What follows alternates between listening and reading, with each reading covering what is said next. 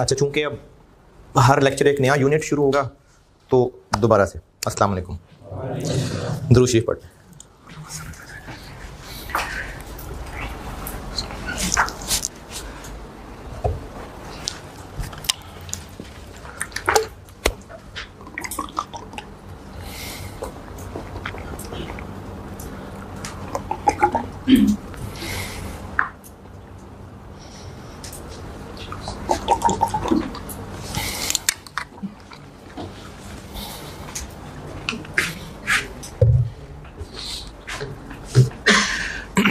अच्छा, ये ना मैंने आपकी बुक में एक चैप्टर बनाया हुआ है,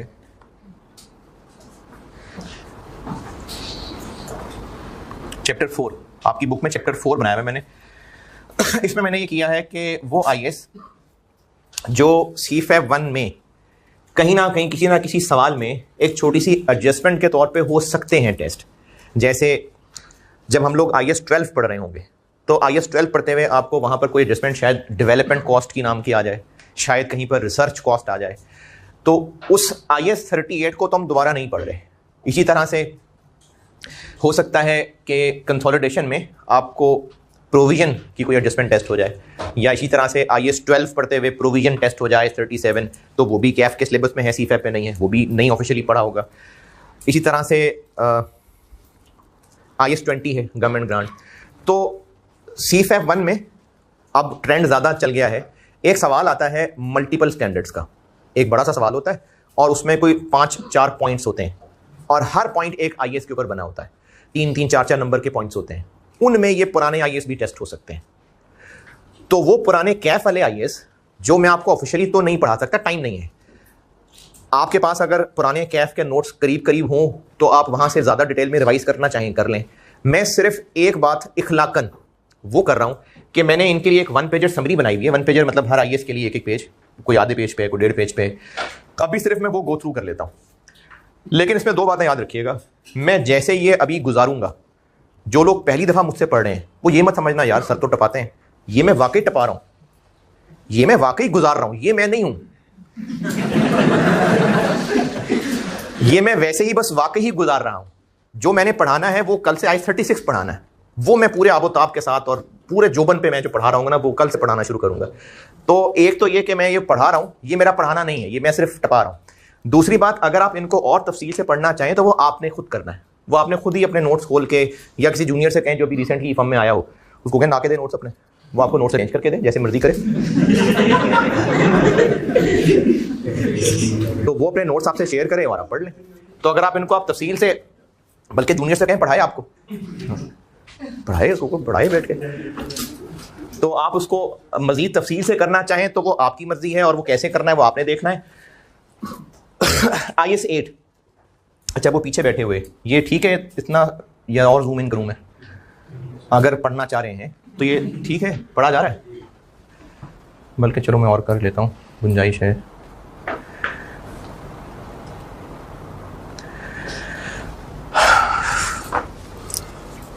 वैसे ये मेरी बुक में चैप्टर 4 में ये सब कुछ है, तो आप तक जब बुक पहुंच जाएगी तो ये वहां से मैं पेजेस पढ़ के आपको बता रहा हूँ। IAS 8 में 3 चीज़ें हैं, एक अकाउंटिंग एस्टिमेट्स, एक अकाउंटिंग पॉलिसीज में चेंज और एक पिछले ईयर्स के एरर्स। अकाउंटिंग एस्टिमेट्स क्या होते हैं? अकाउंटिंग एस्टिमेट्स से होते हैं जो अकाउंटिंग करने के लिए लगाए जाते हैं अंदाजे, जैसे डेप्रिसिएशन मेथड अंदाज़ा है, यूजफुल लाइफ अंदाज़ा है, प्रोविजंस, वारंटी, कोई डैमेजेस हैं, ये अंदाजे होते हैं। इसमें सिर्फ ये करना होता है कि हर ईयर एंड पे बेस्ट अंदाज़ा लेना है, और अगर पिछले साल जो अंदाज़ा लगाया था अगले साल अंदाजे में कुछ चेंज आ जाए तो जो पहले हो गया सो हो गया, अब से ऑनवर्ड सही कैलकुलेशन कर लेते हैं। जैसे 2019 की फाइनेंशियल स्टेटमेंट्स बनाते हुए यूजफुल लाइफ का अंदाजा 10 साल था, 10 साल के हिसाब से कर ली डेप्रिसिएशन, 20 में आके अब हमारा अंदाजा 15 साल हो गया, तो जो 2019 में कर लिया वो कर लिया। अब नया एस्टीमेट है, 2020 की कैलकुलेशन नए एस्टीमेट के मुताबिक कर लें। इसको कहते हैं एस्टीमेट चेंज को प्रोस्पेक्टिवली लेके चलना। तो एस्टीमेट चेंज प्रोस्पेक्टिवली अप्लाई होता है, पिछले साल जो होना था हो गया, करंट और फ्यूचर पीरियड्स को चेंज कर लेते हैं। पॉलिसी क्या होती है? पॉलिसी वो रूल्स हैं जिनको फॉलो किया जाता है अकाउंटिंग करने के लिए, जैसे स्ट्रेट लाइन मेथड एक पॉलिसी है, reducing balance method policy. Depreciate करना पॉलिसी है। प्लांट को फॉरेन एक्सपेंस नहीं बनाना, उर्दू वाला फॉरेन कहा है मैंने, प्लांट को फॉरेन एक्सपेंस नहीं बनाना, ओवर यूजफुल लाइफ इसको एक्सपेंस बनाना, ये है पॉलिसी। डेप्रिशिएट करना है, ये पॉलिसी है। किस मेथड से करना है, ये एस्टीमेट होता है। तो पॉलिसी होते हैं वो रूल्स जिनको फॉलो किया जा रहा होता है अकाउंटिंग करने के लिए। कौन सिखाएगा ये रूल्स? आईएएस। तो जो भी रूल स्टैंडर्ड में लिखे गए हैं उन्हीं को ही अकाउंटिंग पॉलिसीज कहते हैं। अगर कल को अकाउंटिंग पॉलिसी चेंज करनी पड़ जाए तो उसके लिए तरीका यह है कि फाइनेंशियल स्टेटमेंट्स में जहां जहां उस पॉलिसी के इफेक्ट्स मौजूद हैं उन सब को बदल दें। जैसे मिसाल के तौर पे अगर एक बिजनेस इन्वेस्टमेंट प्रॉपर्टी, कुछ टूटू फूटी बात याद हो अगर, IS 40, वो बिल्डिंग जो हमने किराए पे ली है, वो ज़मीन जो हमने इसलिए ख़रीदी है कि खाली पड़ी रहेगी, कीमत बढ़ती रहेगी, इसको इन्वेस्टमेंट प्रॉपर्टी कहते हैं। उस ये भी अभी मैं आगे पेजेस में लाता हूँ। उसमें एक होता है फेयर वैल्यू मॉडल, ये आगे आएगी बात। अभी फेयर वैल्यू मॉडल में ये करते हैं कि हर साल उस प्रॉपर्टी को फेयर वैल्यू पे अपडेट करते हैं और जो गेन लॉस है वो P&L को चार्ज करते हैं। या फिर मर्जी है कॉस्ट मॉडल लगाना है, कॉस्ट मॉडल लगा लें, तो उसमें फिर डेप्रिसिएशन चार्ज होती है। तो अगर एक बिजनेस की 10 प्रॉपर्टीज थी और उन पे वो कॉस्ट मॉडल लगाया करता था, लेकिन अब उन्होंने सोचा कि फेयर वैल्यू मॉडल लगा लेते हैं, तो अब जब वो फेयर वैल्यू मॉडल लगाएंगे तो ये हो गई उनकी पॉलिसी चेंज। इसी तरह से एक और मिसाल, अगर एक बिजनेस के पास इन्वेंट्री पड़ी है और वो हमेशा से जद्दी पुश्ती FIFO मेथड लगाते आ रहे हैं, लेकिन अब उनको लगता है कि नहीं, वेटेड एवरेज ज़्यादा बेहतर है, तो वो जो FIFO से वेटेड एवरेज पे स्विच करेंगे, ये पॉलिसी चेंज है।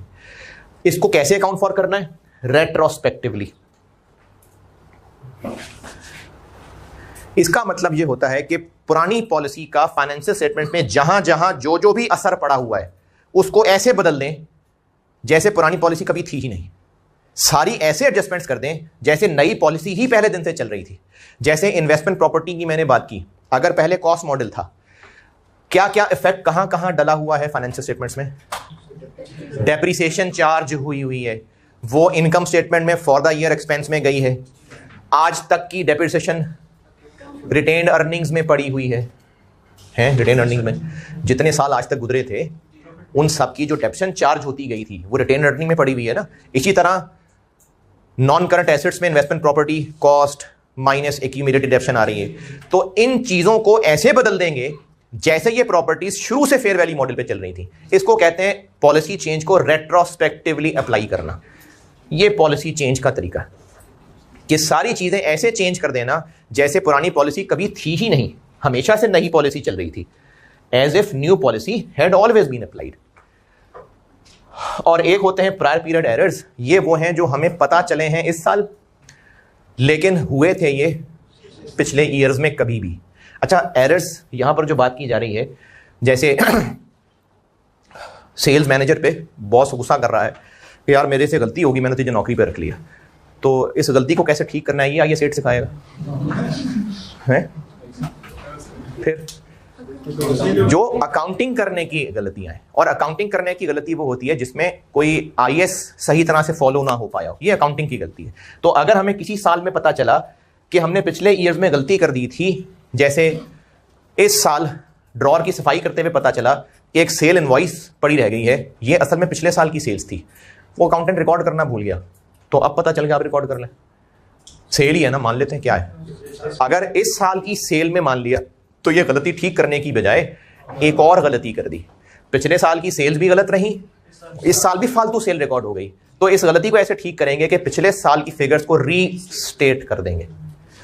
पिछले साल की फिगर्स जो कंपैरेटिव फिगर्स होती हैं, पता है सबको, फाइनेंशियल स्टेटमेंट्स अगर 2022 की बन रही हैं तो एक 22 का कॉलम और साथ एक 21 का कॉलम, तो कंपैरेटिव फिगर्स रीस्टेट कर देंगे और जहां जहां ओपनिंग बैलेंसेस में मसला है वो ठीक कर देंगे। इसको कहते हैं रेट्रोस्पेक्टिव रीस्टेटमेंट। ये IAS 8 है, इसकी को खास टेस्टिंग CFA 1 में आपको बहुत ज़्यादा टेंशन नहीं होगी, लेकिन चेंजेस इन इक्विटी में शायद इसकी ज़रूरत पड़ जाए। चेंजेस इन इक्विटी भी हमने CFA 1 में पढ़ना है। चेंजेस इन इक्विटी आप कैफ लेवल पे पढ़ चुके हैं, लेकिन वो CFA 1 में है, तो चेंजेस इन इक्विटी रिवाइज करवाऊंगा, उसमें इसका शायद इस्तेमाल हो जाए।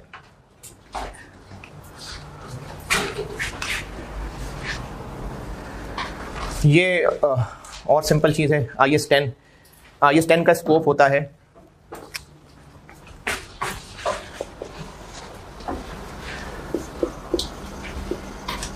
अगर ईयर एंड 30 जून 22 है और फाइनेंशियल स्टेटमेंट्स फाइनल होते होते कितने महीने लग जाते हैं?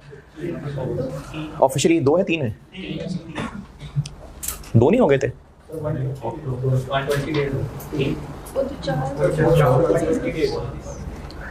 4 होते थे, 3 हो गए थे, या 3 है? चले 30 सितंबर देख लेते हैं। अच्छा, मुझे कुछ ऐसी याद पड़ रही है बात कि चेंज हुआ था ये। अब ये जो 2022 की फाइनेंशियल स्टेटमेंट्स हैं, ये हैं 30 जून 22 ही की, लेकिन इनको फाइनल करते करते, ऑडिट फाइनल होते होते, फाइनेंशियल स्टेटमेंट्स ऑथराइज करते करते और टाइम मिल जाता है। इस टाइम को कवर करता है IAS 10। और IAS 10 की जिंदगी का मकसद यह है कि अगर इस दौरान कुछ ऐसी बातें पता चल रही हैं जिनकी वजह से फाइनेंशियल स्टेटमेंट्स में चेंज करनी पड़ेगी, तो वो करनी है या नहीं करनी है, ये IAS 10 ने बताना है। इस दौरान, किस दौरान? ईयर एंड के बाद, रिपोर्टिंग डेट के बाद, और financial statements are authorised for issue तक। और ये नॉर्मली तब होती है जब डायरेक्टर्स साइन कर रहे होते हैं। इस दौरान ऐसे वाकयात का होना, प्लांट में आग लग जाना, चीजें चोरी हो जाना, डेटर बैंकरप्ट हो जाना, हमारे खिलाफ कोर्ट में केस चल रहा था वो डिसाइड हो जाना, कुछ ऐसे वाकयात का होना जिसमें अकाउंटेंट को लगे कि शायद फाइनेंशियल स्टेटमेंट्स बदल देनी चाहिए, तो वो बदलनी है या नहीं बदलनी है, ये IAS 10 बताएगा। तो अगर बदलनी है तो उन वाकयात को एडजस्टिंग इवेंट्स कहते हैं, और अगर नहीं बदलनी है तो नॉन एडजस्टिंग इवेंट्स कहते हैं। और इसका फैसला कैसे होगा? इसका फैसला ऐसे होगा कि जो वाकया हुआ, अगर उसकी वजह ईयर एंड पे एग्जिस्ट करती थी तो एडजस्टिंग है। जैसे डेटर बैंकरप्ट हो गया, क्यों बैंकरप्ट हो गया? क्योंकि पिछले 7-8 महीने से उसके हालात खराब चल रहे थे, तो डेटर का बैंकरप्ट हो जाना एडजस्टिंग है। लेकिन अगर चीजें सस्ती बिकी, क्यों? क्योंकि 15 दिन पहले आग लगी है तो खराब हुई है, तो अब ये चीजें खराब होने की रीजन ईयर एंड के बाद आई है, तो नॉन एडजस्टिंग। तो एडजस्टिंग और नॉन एडजस्टिंग, अगर इवेंट्स एडजस्टिंग है तो फाइनेंशियल स्टेटमेंट्स को एडजस्ट कर देंगे, अगर नॉन एडजस्टिंग है तो फिर फाइनेंशियल स्टेटमेंट्स को एडजस्ट तो नहीं करेंगे, डिस्क्लोजर दे दिया जाएगा। इसकी CFA 1 में कोई खास नहीं है जरूरत। डिविडेंड डिक्लेयर करना ईयर एंड के बाद एक नॉन एडजस्टिंग चीज होती है, और अगर गोइंग कंसर्न अफेक्ट हो जाए किसी हादसे की वजह से, तो उसके ऊपर भी मैनेजमेंट को बताना होता है कि अब हम जिंदा रहेंगे कि नहीं रहेंगे, तो इसके लिए भी डिस्क्लोजर होता है। या अगर बहुत ही बुरे हालात हैं तो फाइनेंशियल स्टेटमेंट्स चेंज करनी पड़ती हैं। लेकिन IAS 10 में कोई ऐसी खास बात नहीं है जिसमें मैं ज्यादा बात करूं। गवर्नमेंट ग्रांट, इसकी लॉजिक समझ लें, जो उसका बिल्कुल बुनियादी लॉजिकल पॉइंट है, उसके ऊपर सारा स्टैंडर्ड खड़ा हुआ। चीजें तो पूरी बता देता हूं, लेकिन एक ही बुनियादी लॉजिक है, उसके ऊपर सारा स्टैंडर्ड बेस्ड है, और वो बुनियादी लॉजिक है मैचिंग। गवर्नमेंट ग्रांट, अगर गवर्नमेंट से कुछ मिल जाए, वो पैसे की शक्ल में भी हो सकता है, कोई और रिसोर्स हो सकता है गवर्नमेंट हमें प्लांट दे दे, हो सकता है गवर्नमेंट लैंड दे दे कि यहाँ पावर प्लांट लगाओ, हो सकता है गवर्नमेंट डेयरी बिजनेस को प्रमोट करना चाह रहा हो तो मुफ्त में भैंसे हमें दे दे, या कोई पुराना दिया हुआ लोन माफ कर दे, तो ये गवर्नमेंट ग्रांट होती है। इसका बेसिक लॉजिकल पॉइंट ये है कि बननी तो ये इनकम है, अल्टीमेटली इनकम बननी है। क्यों इनकम बननी है? क्योंकि हमें कुछ फायदा मिल रहा है, बननी इनकम है। लेकिन कब इनकम बननी है? किसी ना किसी खर्चे के लिए ही ग्रांट मिली होगी, कोई ना कोई खर्चा होगा। जैसे अगर गवर्नमेंट ने कहा है कि ये पैसे ले लो और पावर प्लांट लगा लो, तो उस पावर प्लांट के खरीदने के लिए ग्रांट मिली है। या अगर गवर्नमेंट ने पैसे दिए हैं कि बिल्डिंग बनाओ और फैक्ट्री चलाओ इस एरिया में, बलूचिस्तान को हमने प्रमोट करना है, यहां पर फैक्ट्री लगाओ गवादर में, तो वो क्यों मिला पैसा? ताकि बिल्डिंग बनाए। इसी तरह हो सकता है गवर्नमेंट कहे कि ये लो पैसे और अपने मजदूरों को तुमने पूरी मेडिकल फैसिलिटीज देनी है। जी मेरे पास पैसे नहीं है, ये लो पैसे ले लो, सारी तुमने मेडिकल फैसिलिटीज देनी है। तो गवर्नमेंट से मिलने वाली ग्रांट यकीनन किसी शर्त पे मिली होगी, और उस शर्त को पूरी करने के लिए कोई खर्चा ही होना होगा। जब जब जैसे जैसे ये खर्चा एक्सपेंस बनेगा, तब तब वैसे वैसे ये ग्रांट इनकम बनेगी। ये बुनियादी लॉजिकल पॉइंट है। जिस मकसद के लिए ग्रांट मिली है, यकीनन कोई खर्चा भी होता होगा, तो जब जब वो खर्चा एक्सपेंस बनेगा, तब तब ग्रांट इनकम बनेगी। जिस पैटर्न से वो खर्चा एक्सपेंस बनेगा, उस पैटर्न से ग्रांट इनकम बनेगी। ये मैंने बुनियादी लॉजिक बताई है। बाकी फिर आगे चीजें तफसील से बताता हूं। बुनियादी लॉजिक मैचिंग कॉन्सेप्ट है, दोबारा सुन लें बात। ग्रांट यकीनन, ये बल्कि मैंने यहां अंग्रेजी लिखी हुई है कि ग्रांट अल्टीमेटली तो इनकम बननी है, यकीनन किसी ना किसी खर्चे के लिए ही ग्रांट मिली होगी। तो जब जब जिस जिस पैटर्न से वो खर्चा एक्सपेंस बनेगा तब तब ग्रांट इनकम बनेगी। बुनियादी लॉजिक ये है।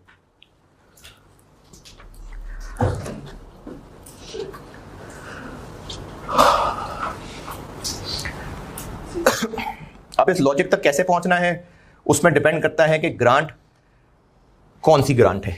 या तो वो ग्रांट रिलेटेड टू एसेट होती है या ग्रांट रिलेटेड टू इनकम होती है। ग्रांट रिलेटेड टू एसेट क्या होती है? ग्रांट रिलेटेड टू एसेट होती है जिसमें कोई एसेट खरीदने के लिए ग्रांट मिली होती है, और जो ये नहीं है वो ग्रांट रिलेटेड टू इनकम होती है। ग्रांट रिलेटेड टू एसेट होती है कि गवर्नमेंट ने पैसे दिए हैं जमीन खरीद लो, गवर्नमेंट ने पैसे दिए हैं प्लांट खरीद लो, ये ग्रांट रिलेटेड टू एसेट है।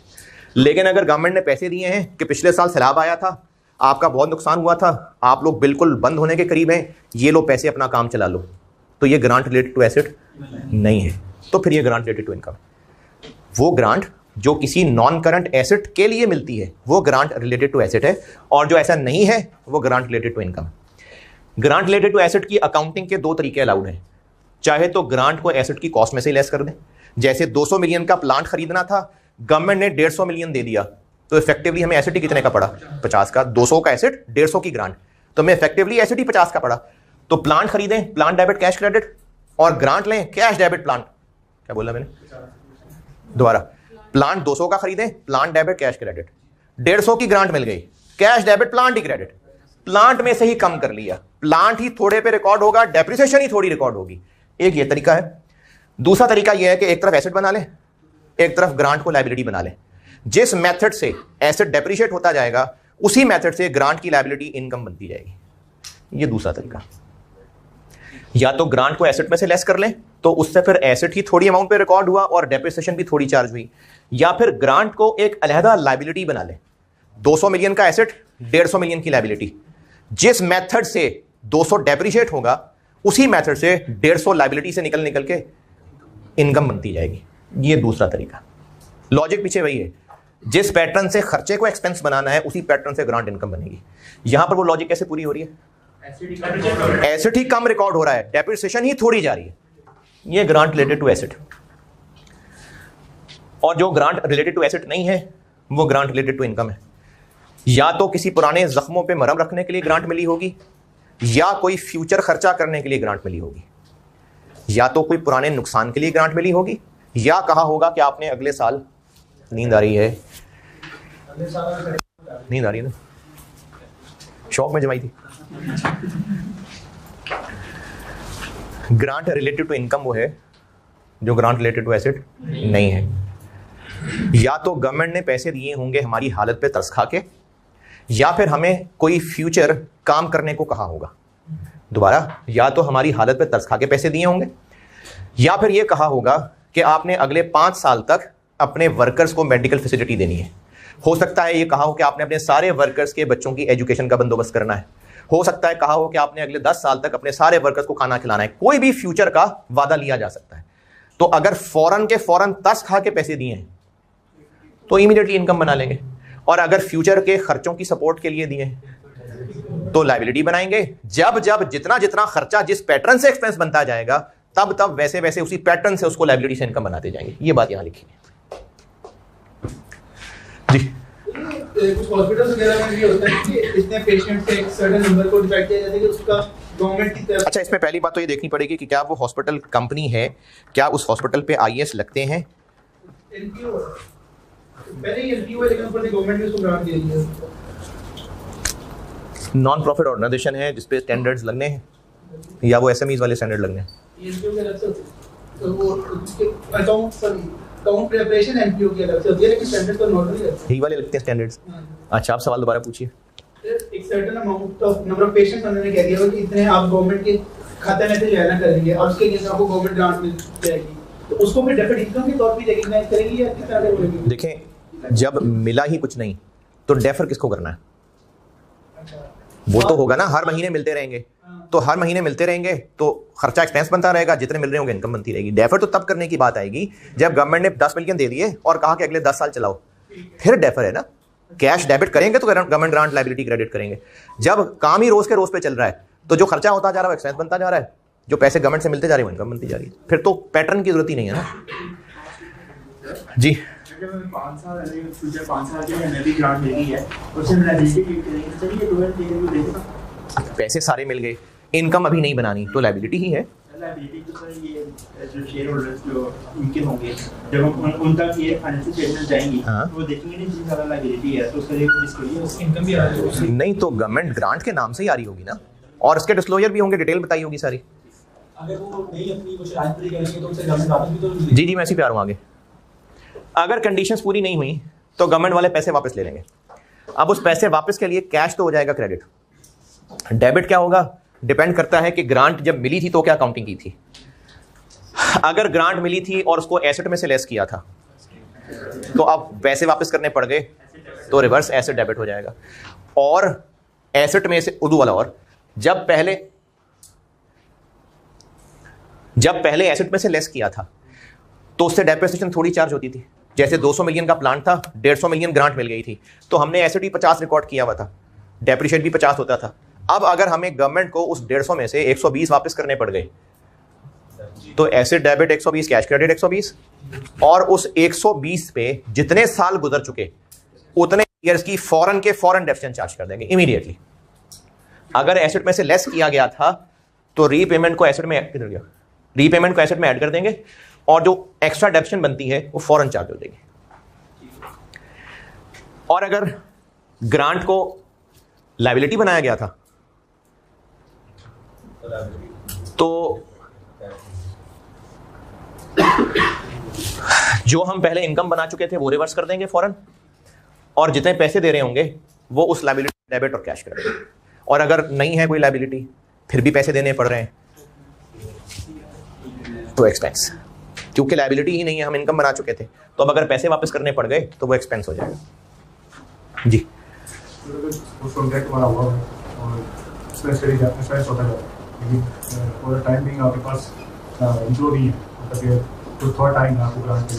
अच्छा करते जाता है उस टाइम जो है हम उस टाइम क्या एक्सपेंस तो हम डेबिट कर रहे हो तो क्या मतलब उस टाइम क्या एक्सपेंस हम रिसीव वो करेंगे। अच्छा आप शुरू पूछ रहे हैं कि अभी ग्रांट नहीं मिली हुई है, पूछ रहे हैं? अच्छा यानी अभी ग्रांट के पैसे हम तक नहीं पहुंचे। अगर तो ये दो कंडीशंस पूरी हो रही हैं, हमें रीजनेबल एश्योरेंस है कि ग्रांट मिल जाएगी और हम कंडीशंस भी पूरी कर लेंगे तो हम अभी से ही ग्रांट रिसीवेबल डेबिट और ग्रांट की लायबिलिटी क्रेडिट कर लेंगे, फिर रिसीवेबल बना लेंगे तो वो कैश की जगह रिसीवेबल डेबिट, और जो ग्रांट लायबिलिटी बनाई है फिर वो इनकम बनती जाएगी। और बस ये गवर्नमेंट ग्रांट है, गवर्नमेंट ग्रांट में यही बातें थी बताने वाली। ये एक बिल्कुल सिंपल सा है, ये तो खैर CFAP 1 में टेस्ट भी नहीं होता। बोरिंग कॉस्ट इसमें सिर्फ इतनी सी बात है कि अगर कोई क्वालिफाइंग एसेट क्या होता है? क्वालिफाइंग एसेट होता है जिसको वर्किंग कंडीशन में आने में टाइम लगता है, बिल्डिंग कंस्ट्रक्ट करना, कोई प्लांट कंस्ट्रक्ट करना, और उस पे लगने वाला पैसा बोरोड अमाउंट हो तो फिर वो बोरोइंग ज़रूरी है। तो जो उस बोरोइंग के ऊपर बोरोइंग कॉस्ट पड़ेगी, जैसे प्लांट बनाने में क्रेन का किराया प्लांट की कॉस्ट में ऐड होगा, वर्कर्स की दिहाड़ियां प्लांट की कॉस्ट में ऐड होंगी, वैसे ही उस पैसे का किराया भी प्लांट की कॉस्ट में ऐड होगा। बोरिंग कॉस्ट पैसे का किराया ही होता है ना, पैसा हमने किराए पे लिया है, यही तो बोरिंग है। तो जो उस पर इंटरेस्ट दे रहे होते हैं वो पैसे का किराया होता है, तो वो पैसे का किराया भी प्लांट की कॉस्ट में ऐड होगा। ये आईएस 23 है। कब ऐड होना शुरू होगा? जब ये कंडीशंस पूरी होंगी। कब तक होता रहेगा? जब तक काम चलता रहेगा। और अगर बीच में ब्रेक आ गई और वो ब्रेक एबनॉर्मल थी तो फिर कैपिटलाइजेशन भी रोक देंगे। जब कंडीशंस पूरी होंगी कैपिटलाइज करना शुरू कर देंगे, काम कंप्लीट हो जाएगा, कैपिटलाइज करना रोक देंगे। और अगर काम रुक गया और वो रुकना एबनॉर्मल था तो बोरिंग कॉस्ट कैपिटलाइज करना भी रोक देंगे। ये बोरिंग कॉस्ट की कैपिटलाइजेशन है। इसमें आगे फिर दो चीज़ें होती हैं, लेकिन ये अगेन बहुत बेसिक लेवल पे कि स्पेसिफिक बोरिंग है तो जितना भी इंटरेस्ट पड़ता है वो कैपिटलाइज होता है, और अगर जनरल बोरिंग है तो एक एवरेज रेट निकाला जाता है और उस रेट को यूज करके बोरिंग कॉस्ट कैपिटलाइज होती है। लेकिन it's too low for CFAP 1। I37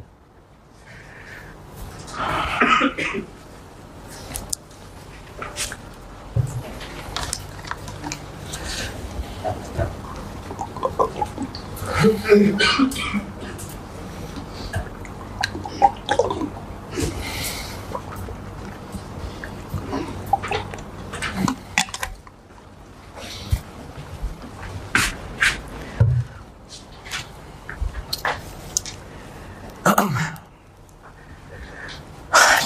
होती है बिजनेस की ऑब्लिगेशन, और एसओएफपी में स्टेटमेंट ऑफ फाइनेंशियल पोजीशन में रिपोर्ट होती है कब की फिगर, ईयर एंड की, क्लोजिंग ईयर एंड का जो बैलेंस है वो। मुख्तलिफ स्टैंडर्ड्स मुख्तलिफ तरह की लाइबिलिटीज बताएंगे। जैसे हम लोग फाइनेंशियल इंस्ट्रूमेंट्स पढ़ेंगे तो वो बताएगा कि बोरोइंग्स को, लोन्स को किस अमाउंट पे रिकॉर्ड करना है। लीजेस पढ़ेंगे तो वो बताएगा लीज लाइबिलिटी को किस अमाउंट पे रिकॉर्ड करना है। फिर कुछ चीज़ें होती हैं जो बेसिक लाइबिलिटी की डेफिनेशन पे रिकॉर्ड होंगी, उसके लिए कोई आईएस नहीं बताया जा रहा होगा। जैसे अगर गुड्स खरीदी हैं तो क्रेडिटर कितने से रिकॉर्ड होगा, जितने की गुड्स थी, और क्रेडिटर लाइबिलिटी है, वैसे तो ये फाइनेंशियल लाइबिलिटी ही है, लेकिन इसके लिए कोई अलग से आईएस लिखने की जरूरत नहीं है, ये बेसिक लाइबिलिटी की डेफिनेशन पे लगेगा। तो लाइबिलिटीज बिजनेस की ऑब्लिगेशंस होती हैं, और जनरली सारी जिम्मेदारियों में अमाउंट भी पता होती है और ये भी पता होता है कि पैसे कब देने हैं। जैसे क्रेडिटर कितने देने हैं पैसे पता होगा, कब देने हैं ये भी पता होगा। एम्प्लॉय की सैलरी पेएबल कितने पैसे पता है, कब देने हैं पता है। स्टूडेंट का स्टाइपेंड पेएबल अमाउंट भी पता है और प्रैक्टिस है कि टाइमिंग भी पता है। तो नॉर्मली सारी जिम्मेदारियों की अमाउंट और टाइमिंग पता होती है, लेकिन कुछ जिम्मेदारियां ऐसी हैं जिनमें अनसर्टेनिटी इन्वॉल्व है, या तो टाइमिंग नहीं पता या अमाउंट नहीं पता। मिसाल के तौर पे कस्टमर को 2 नंबर चीजें बेच दी, पैसे पूरे ले लिए। अब हमें पता है कि जितने मर्जी लार्जर बेंच बनवा लें, जो मर्जी स्टे ले लें, लेकिन पता है फैसला क्या होना है, तो पैसे तो देने ही पड़ेंगे। लेकिन अभी कोर्ट का डिसीजन नहीं आया। कोर्ट अगर ये कह देता कि आपने 4 मिलियन पेनल्टी देनी है कस्टमर को और 2 महीने के अंदर अंदर पे करनी है, तो फिर उसको यकीनन हम डैमेजेस पेएबल के नाम से लायबिलिटी बना लेते। लेकिन अगर अभी तक कोर्ट का डिसीजन नहीं है तो पता नहीं कितने और पता नहीं कब। इस तरह की ऑब्लिगेशंस को छुपाना नहीं है, इनके लिए आईएस ने कॉन्सेप्ट क्रिएट किया है प्रोविजन का। इसकी ज़्यादा तो नहीं, लेकिन कई जगह पर कभी कभार शायद टेस्टिंग में आपको ये बात नज़र आ जाए। शायद ये वो ऑब्लिगेशन है जिसकी अमाउंट और टाइमिंग में अनसर्टेनिटी है, लेकिन इसको छुपाना मुनासिब नहीं है। सिग्नल तोड़ दिया, चलान हो गया। चलान क्यों हुआ? सिग्नल तोड़ा या पकड़े गए? तो अगर पकड़े ना जाते तो फिर तो चलान ना होता। हाँ, तो फिर चलान क्यों हुआ? सिग्नल तोड़ने की वजह से कि पकड़े जाने की? दोनों वजह से है। हाँ जी, चलो अगर नॉर्मल हालात की बात करें, वो कीचड़ लगी थी नंबर प्लेट पे, पता नहीं चला। नहीं, मैं सिर्फ ये पूछ रहा हूँ कि चलान क्यों हो रहा है, सिग्नल तोड़ने की वजह से कि पकड़े जाने की वजह से? सिग्नल तोड़ने की वजह से। पकड़ा जाना तो उस चलान को इंप्लीमेंट करवाने के लिए, चलान असल में सिग्नल तोड़ने की वजह से। तो कोई ऐसी हरकत बिजनेस कर चुका हो जिसकी वजह से खर्चा होना जिम्मेदारी बन गई हो, जैसे कस्टमर को खराब चीजें बेच चुके, कोर्ट में वो जा चुका, लेकिन कोर्ट का फैसला अभी ईयर एंड पे नहीं आया। पता है आ जाएगा, फैसला बेशक ईयर एंड के बाद आए, लेकिन डैमेजेस क्यों पे करने पड़ेंगे? क्योंकि कोर्ट का फैसला आ गया, क्योंकि चीजें खराब बेची थी। तो चीजें चूंकि खराब बेच चुके थे, पास्ट इवेंट, ईयर एंड तक कोई ऐसा वाकया, कोई ऐसी हरकत हो चुकी हो जिसकी वजह से हमें खर्चा करना पड़ेगा, तो बेशक हमें अमाउंट और टाइमिंग में अनसर्टेनिटी ही क्यों ना हो, फिर भी उसको छुपाना नहीं है बैलेंस शीट से। ये मकसद है प्रोविजन का। ऐसा वाकया या हरकत हो चुकी हो जिसकी वजह से खर्चा करना पड़ेगा, तो खर्चा करने की प्रेजेंट ऑब्लिगेशन है। प्रोबेबल का मतलब मोर देन 50% चांसेस हैं कि फैसला हमारे खिलाफ ही आएगा, मोर देन 50%। और वकील अंदाजा भी लगा सकता है, रिलायबल। तो अगर ये कंडीशंस पूरी हो गई तो ईयर एंड पे हम प्रोविजन नाम की एक लायबिलिटी रिकॉर्ड कर लेंगे। ये होती है प्रोविजन कि ऐसी हरकत हो चुकी हो जिसकी वजह से एक खर्चा करना पड़ेगा, नहीं हो सकता अवॉइड, तो बेशक अभी अमाउंट और टाइमिंग नहीं भी पता, बेस्ट अंदाजा लगा के प्रोविजन नाम की एक लायबिलिटी बना ली जाए। ये प्रोविजन का कॉन्सेप्ट है। बाकी फिर आगे इसकी डिटेल है कि वो अंदाज़ा कैसे लगाना है, मुख्तलिफ वैल्यूज़ को समेशन पी एक्स करना है या बेस्ट एस्टीमेट लेना है, ये फिर आगे उसकी कैलकुलेशंस की डिटेल है। लेकिन कॉन्सेप्ट क्या है कि ईयर एंड पे बेस्ट अंदाज़ा, अगर साल गुजरते जा रहे हैं और कोर्ट का फैसला ही नहीं आ रहा तो हर साल के एंड पे अपना अंदाज़ा बेस्ट अपडेट करते रहेंगे। तो इसको बेस्ट अंदाजे पे रिकॉर्ड करना है और प्रोविजन नाम की लायबिलिटी बना लेनी है। ये मेन कॉन्सेप्ट है समझाने वाला। बाकी फिर इसकी रिलेटेड चीज़ें हैं। रीइंबर्समेंट ये होती है कि इधर हमारे पैसे जेब से जाने और उधर हमने सप्लायर से रिकवरी भी कर लेनी है, तो इसको रीइंबर्समेंट कहते हैं। तो अगर हमें यकीन है कि रिकवरी हो जाएगी तो उसको एक अलहदा से रिसीवेबल बना लिया जाता है। फ्यूचर ऑपरेटिंग लॉस, हमारा अंदाजा कि कल को बिजनेस लॉस में जाएगा तो इसकी प्रोविजन कोई नहीं बनती। बंद कर दें बिजनेस, नहीं जाएगा लॉस में, तो इसकी प्रोविजन कोई नहीं बनती। ऑनरस कॉन्ट्रैक्ट क्या होता है? ये वो मनहूस कॉन्ट्रैक्ट है जिसमें हम फंस चुके हुए हैं। अब इस कॉन्ट्रैक्ट से हम लॉस किए बगैर नहीं निकल सकते, इसको ऑनरस कॉन्ट्रैक्ट कहते हैं। तो उसके लिए हमें जितना लॉस होने की उम्मीद है उसकी प्रोविजन बना लेते हैं। और रीस्ट्रक्चरिंग होती है स्ट्रक्चर को री करना, स्ट्रक्चर चेंज कर देना, बिजनेस का स्ट्रक्चर चेंज कर देना। बिजनेस का स्ट्रक्चर चेंज कर देने से मुराद ये है कि पहले जूते बना के बेचते थे, अब वो काम बंद कर दिया, जैकेट्स बना के बेचनी शुरू कर दी। पहले फिजिकल रेस्टोरेंट था, कस्टमर डाइन इन करते थे, अब वो सब बेच दिया, छोटी सी कोने में दुकान खोल ली और सिर्फ टेक अवे कर लिया। तो पहले बिठा के खिलाते थे, अब होम डिलीवर करके खिलाते हैं। ये भी बिजनेस का स्ट्रक्चर चेंज हो गया, तो इसको रीस्ट्रक्चरिंग कहते हैं। इस पे अगर कुछ खर्चे होने हो तो उनकी भी प्रोविजन बन जाती है। और कंटिंजेंट लायबिलिटीज और कंटिंजेंट एसेट्स ये होते हैं कि जिनको हम शक तो कर रहे हैं कि पैसे देने पड़ेंगे लेकिन चांसेस 50% से कम है, तो उसको कंटिंजेंट लायबिलिटी कहते हैं और वो रिकॉर्ड नहीं होती, डिस्क्लोज होती है। और कंटिंजेंट एसेट ये रिकवरी वाली साइड है। हमने केस किया हुआ है किसी के खिलाफ, जब तक कोर्ट का डिसीजन नहीं आता हम उसको सिर्फ डिस्क्लोज करते हैं। जैसे हमने किसी के खिलाफ डैमेजेस का केस कर दिया, जब तक हमें पैसा नहीं मिलता या जब तक कोर्ट का डिसीजन नहीं आ जाता तब तक हम रिसीवेबल नहीं बनाते, बस उसको कंटिंजेंट एसेट कह के डिस्क्लोज करते रहते हैं। ये I-37 जी, दोनों सिर्फ डिस्क्लोज करते हैं, इनमें से कोई भी रिकॉर्ड नहीं हुआ होता कंटिंजेंट। और इस I-38 के लिए बस इतना ही याद रख लें ये वाला पोर्शन कि अगर कोई इनटेंजिबल एसेट खुद बना रहे हैं, जैसे सॉफ्टवेयर खुद बना रहे हैं, किसी नए प्रोडक्ट का फार्मूला खुद बना रहे हैं, तो उसके बनने में जितनी मेहनत हो रही है उसके दो टुकड़े होते हैं, रिसर्च और डेवलपमेंट। रिसर्च फेज में होने वाला खर्चा एक्सपेंस होता है और डेवलपमेंट फेज में होने वाला खर्चा, अगर ये कंडीशंस पूरी हो रही हो तो फिर वो एसेट होता है। और ये कुछ एसेट्स वो हैं, ये कंसोलिडेशन में भी यूज होंगे। ये वो कुछ एसेट्स हैं, ये brand, goodwill, customer list, publishing title, इनका अगर कंपनी इनको खुद बना रही है तो ये एसेट नहीं होते। अगर खरीद रहे हैं तो एसेट है, अगर खुद बना रहे हैं तो एसेट नहीं है। ये 4-5 नाम जो मैंने लिखे हुए हैं, ये अगर खरीद रहे हैं तो एसेट है, अगर खुद बना रहे हैं तो एसेट नहीं। उसके अलावा सॉफ्टवेयर खुद बना रहे हैं, कोई फार्मूला खुद बना रहे हैं, गाड़ी का डिजाइन खुद बना रहे हैं, वो इंटरनली जनरेटेड एसेट है। रिसर्च एक्सपेंस और डेवलपमेंट का खर्चा कैपिटलाइज होगा और वो एक इंटेंजिबल एसेट होगा। क्या पब्लिशिंग टाइटल्स क्या होते हैं? ये जो पब्लिश होने वाली चीज़ें हैं ना, मैगजीन्स हैं, कुछ किताबें हैं, तो उनका जो टाइटल होता है, जैसे ये कुछ इस्लामिक बुक्स होती हैं जो दारुस्सलाम वाले पब्लिश करते हैं, तो अब कोई बुक स्टोर में जाके देखेगा, अच्छा दारुस्सलाम की किताब है, अच्छी होगी, खरीद लेते हैं। इसी तरह से कुछ प्रोफेशनल स्टडी से रिलेटेड कैपलन है। ब्रांड तो कहते हैं प्रोडक्ट या सर्विस के ऐसे मशहूर नाम को जो नाम में इतना मशहूर हो जाए कि लोगों को फर्क ना पड़े कि इसका मैन्युफैक्चरर कौन है। जैसे जे डॉट है, चले तो पेप्सी है, अब इनका मैन्युफैक्चरर कौन है, जो भी हो, लोगों ने बस नाम पेप्सी देके प्रोडक्ट खरीद लेना है, इसको ब्रांड कहते हैं।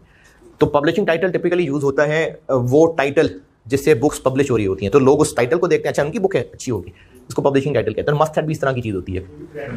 क्या चीज़? देखें वैसे तो अगर गहराई में देखेंगे तो ब्रांड और गुडविल भी एक जैसी चीज़ लगेगी, लेकिन थोड़ी सी टेक्निकल डिटेल इतनी है कि गुडविल बिजनेस के अच्छे नाम को कहते हैं, ब्रांड एक गुड या सर्विस के अच्छे नाम को कहते हैं और उस प्रोडक्ट के, और पब्लिशिंग टाइटल ये टिपिकली सिर्फ पब्लिशिंग से रिलेटेड बन गई चीज़, तो इसलिए मिलती जुलती है लेकिन ये टिपिकली पब्लिशिंग से रिलेटेड आइटम है, पब्लिशिंग टाइटल्स, और इसमें कुछ खास नहीं है बताने वाला। और लास्ट चीज़ इन्वेस्टमेंट प्रॉपर्टी, ये मैंने भी ज़बानी बोल दी थी। इन्वेस्टमेंट प्रॉपर्टी होती है वो बिल्डिंग या ज़मीन जिसको किराए के लिए या कैपिटल एप्रिसिएशन के लिए रखा हुआ है, इसको इन्वेस्टमेंट प्रॉपर्टी कहते हैं। वो ज़मीन जो किराए के लिए या सिर्फ वैल्यू बढ़ने के लिए रखी है, यूज़ में नहीं है, और वो बिल्डिंग जो किराए के लिए है, या तो किराए पे दी हुई है या किराए पे देने के लिए ही खाली रखी हुई है, उसको इन्वेस्टमेंट प्रॉपर्टी कहते हैं। उसके लिए दो तरीके हैं, चाहे तो उसको कॉस्ट मॉडल पे चला लें IAS 16 की तरह, और चाहे तो फेयर वैल्यू मॉडल पे चला लें। फेयर वैल्यू मॉडल ये होता है कि हर साल फेयर वैल्यू पे अपडेट करना होता है और जो भी गेन लॉस है वो P&L में जाना होता है, और डेप्रिसिएशन चार्ज नहीं होती, डेप्रिसिएशन नहीं होती चार्ज अगर फेयर वैल्यू मॉडल है तो। बस जी, ये इतनी डिस्कशन काफ़ी है। और फिर वही बात कि ये मैंने ना सिर्फ क्विक समरी के लिए लिखे थे, अगर आप इनकी तफसील मज़ीद पढ़ना चाहें तो अपने किसी जूनियर को कहें, वो आपसे अपने नोट्स शेयर कर ले और आपको उसका ओवरव्यू दे दे। और अगर आप मज़ीद तफसील पढ़ना चाहें तो IAS से पढ़ लें, अपने पुराने कैप के नोट्स देख लें या जैसे भी, लेकिन मैक्सिमम जितनी ज़रूरत CFA 1 में हो सकती है तो वो मैंने ओवरव्यू दे ही दिया है। अगली क्लास से बस अभी ख़त्म करते हैं, अगली क्लास से इंशाल्लाह मैं IAS 36 शुरू करूँगा। आप भी कल जब आएँ तो पूछ लीजिएगा कि बुक्स अगर अवेलेबल हो तो बुक लेके बैठिएगा, अगर नहीं तो ये जो IAS पढ़ाना है वो मैं ऐसे सामने खोल दूंगा, और जो सवाल कराने हैं वो फिर मैं आपको कॉपी दे दूंगा, ठीक है? तो अगली क्लास में आने से पहले आप बुक पता कर लीजिएगा और वो ख़रीद के फिर क्लास में बैठिएगा। क्या जी? देखता हूँ ना कल कि क्या हल निकलता है, तो उतना कुछ शेयर कर दूंगा जितना अगले वीक से पहले होना है, लेकिन कल से मैं फिर प्रॉपर पढ़ाई जो है ना, जो वाकई CFA 1 की पढ़ाई है, क्योंकि IAS 36 से लास्ट टाइम भी सवाल आया और अच्छी मुश्किल कैलकुलेशंस में है IAS 36, तो कल से इंशाल्लाह IAS 36 करते हैं शुरू। ठीक है जी, अल्लाह हाफ़िज़।